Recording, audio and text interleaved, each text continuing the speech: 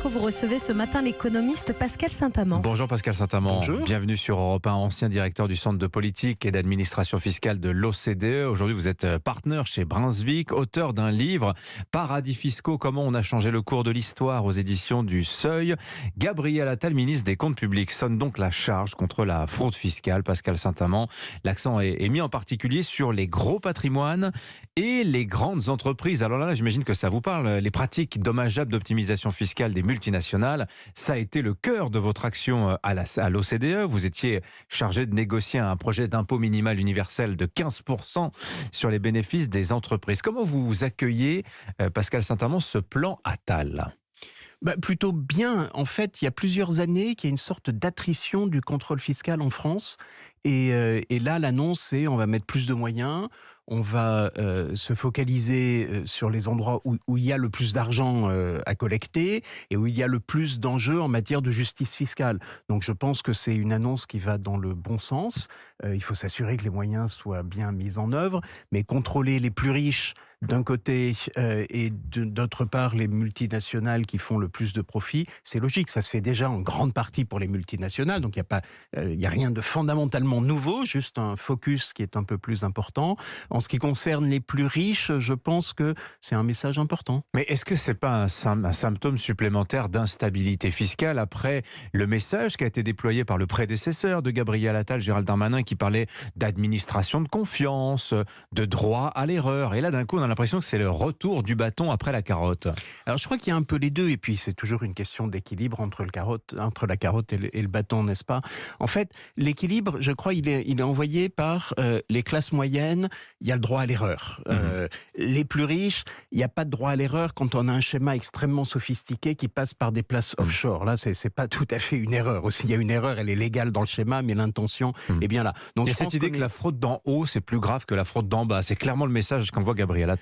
Et c'est le reflet de nos sociétés, en France, mais aussi, si on regarde de l'ensemble du monde, on a des inégalités qui se sont accrues. D'ailleurs, moins en France que dans le reste du monde. Les Français en sont peu conscients, mais il y a un rejet de la part des populations de ces inégalités et rétablir un peu plus de justice fiscale en s'assurant que les plus riches ont moins de moyens, ou en tout cas ne peuvent pas disposer totalement des moyens pour mettre leur argent dans des paradis fiscaux. Je pense que c'est de bonne loi.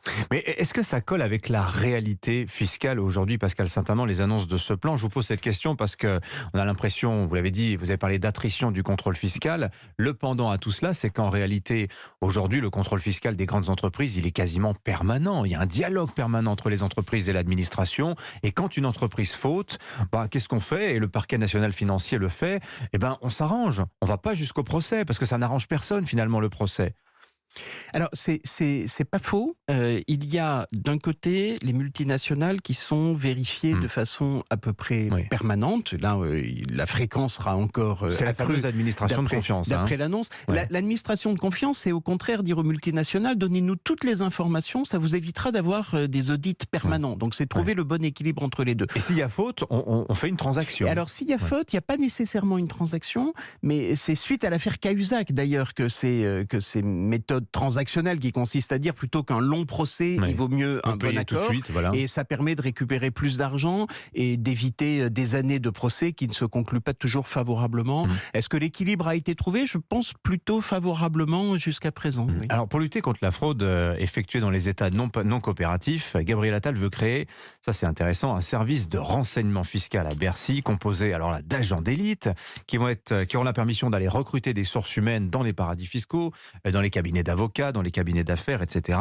Ils vont pouvoir utiliser aussi les écoutes, la captation de données, la pose de balises. Alors là, on est dans un langage d'agents, enfin d'espions, un langage policier également. Comment vous regardez ça ? C'est du gadget ou ça vous semble sérieux, Pascal Saint-Amand ? Ce qui est sûr, c'est que les moyens à la disposition de l'administration sont déjà là, notamment du fait de la fin du secret bancaire et de l'échange de renseignements. Donc il y a déjà une mine de données qu'il va falloir exploiter. Et puis derrière, il y a un discours un peu plus politique sur on va poser des balises et autres. L'administration fiscale... Poser des balises, c'est-à-dire je ne sais voitures, pas trop exactement ce que ça veut dire. Si le patron va en Suisse ou en Belgique le week-end. Mais je pense que l'idée, c'est de dire on va contrôler, on va fliquer davantage ce qui se passe. Mais la première des choses que fera l'administration fiscale, c'est d'utiliser les données qui sont à sa disposition du fait de la fin du secret bancaire. Juste pour vous donner un chiffre, l'an dernier, la Suisse a envoyé plus de 3 millions de comptes bancaires à près de 90 pays. La France a dû recevoir des centaines de milliers d'informations sur des comptes bancaires. Il faut utiliser cette information et puis ensuite, effectivement, aller vérifier si le niveau de vie des gens correspond bien à ce qu'ils ont déclaré. Et ça, c'est en partie grâce à vous, Pascal Saint-Amand. Enfin, vous le dites pas, mais moi, je le dis, je le dis à votre place. Et je vous rappelais le titre de ce livre, c'est sorti il y a une dizaine d'années. C'est 600 milliards qui manquent à la France. Un livre signé du journaliste de La Croix à l'époque, Antoine Peillon. Ça avait beaucoup marqué. On était en pleine crise de la zone euro. Est-ce que ça avait propagé cette idée qu'il y avait une cagnotte comme ça et qu'il suffisait de se baisser pour la ramasser? Est-ce que Gabriel Attal n'est pas en train de jouer un petit peu avec cette idée à l'heure des déficits? On va en parler dans un instant avec Nicolas Bouzou, et de la dette publique. Est-ce qu'il n'y a pas une espèce de mirage qui est colporté comme ça par le ministre des Comptes publics? Je ne crois pas qu'il y ait un mirage parce qu'il ne me semble pas qu'il y ait de données chiffrées qui aient été indiquées. Et on voit que les revenus tirés... Pour cause, la fraude fiscale n'est pas chiffrée en France. Les revenus... Alors, c'est intéressant parce que plein de pays font une étude de ce qui manque fiscalement. Ce qu'on appelle le tax gap, l'écart fiscal. Exactement, l'écart fiscal. La France ne le fait pas. On pourrait essayer de le faire. D'ailleurs, Gérald Darmanin avait dit qu'il le ferait et les choses n'ont pas abouti. L'écart fiscal, c'est entre ce qu'on prévoit de récolter et ce qu'on récolte vraiment comme impôt. Ce qu'on devrait récolter et ce qu'on récolte effectivement, et on regarde quel est l'écart. Il y a beaucoup d'argent, on ne sait pas le chiffrer, tous les chiffres qui sont annoncés sont à peu près faux. En revanche, là, il n'y a pas d'annonce chiffrée particulière, mais il est vrai que la lutte contre la fraude rapporte de l'argent. D'ailleurs, l'administration fiscale, les agents, les syndicats de l'administration fiscale disent investissez là-dedans et vous aurez un énorme retour sur investissement. Après, l'équilibre, c'est jusqu'à quel point les contrôles fiscaux ne déclenchent pas une allergie des contribuables. Donc il faut une fois de plus trouver le bon équilibre entre la sécurité fiscale, la bonne compliance, comme on dit en anglais, la conformité fiscale, et puis une application régulée de la loi et mesurée de la loi. Merci beaucoup Pascal Saint-Amand d'être venu nous voir ce matin sur Europe 1, partenaire chez Brunswick. Je rappelle le titre de votre ouvrage Paradis fiscaux, comment on a changé le cours de l'histoire. C'est aux éditions du Seuil. Je vous souhaite une excellente journée. Merci.